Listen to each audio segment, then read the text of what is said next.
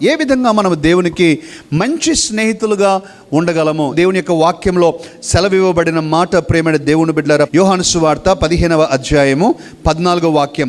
నేను మీకు ఆజ్ఞాపించు వాటిని చేసిన ఎడల మీరు నా స్నేహితులై ఉందురు.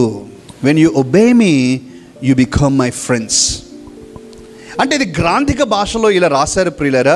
స్నేహ ధర్మంలో రాయకపోయినా మనందరికి అండర్స్టాండింగ్ ఉన్నటువంటి ఒక ప్రిన్సిపల్ ఏంటంటే, నీకు నచ్చింది నేను చేస్తాను, నాకు నచ్చింది కూడా నువ్వు చెయ్యి. అది మ్యూచువల్గా మనకు ఉన్నటువంటి విషయం. ఎక్కడైతే ఇది ఉండదో ప్రేమైన దేవుని బిడ్డలారా, ఆ స్నేహ ధర్మము నిర్వహించలేం మనం. దేవుడు అంటూ ఉన్నాడు, నాకు నచ్చింది నువ్వు చెయ్యాలి కదా, నాకు నచ్చింది నువ్వు చేస్తేనే కదా, నాకు విధేయత చూపాలి అనే మాటను అంటూ ఉన్నాడు.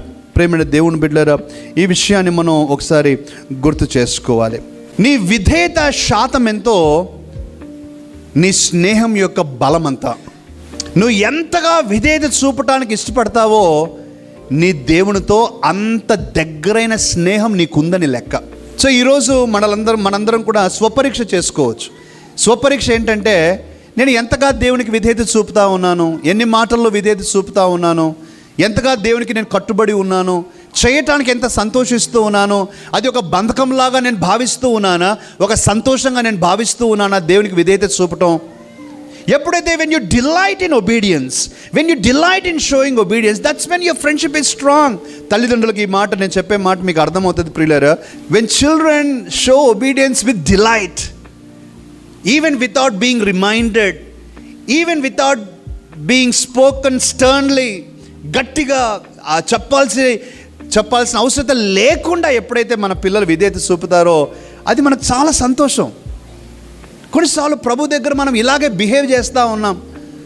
దేవుడు 2-3 సార్లు చెప్పాలి, కఠినంగా చెప్పాలి, ఓ దెబ్బ కొట్టి చెప్పాలి, ఒక కఠినమైన పరిస్థితి తెస్తేనే అప్పుడు మనం సెట్ రైట్ అవుతాం అన్నమాట. దేవునికి అది ఇష్టంలా. God doesn't want.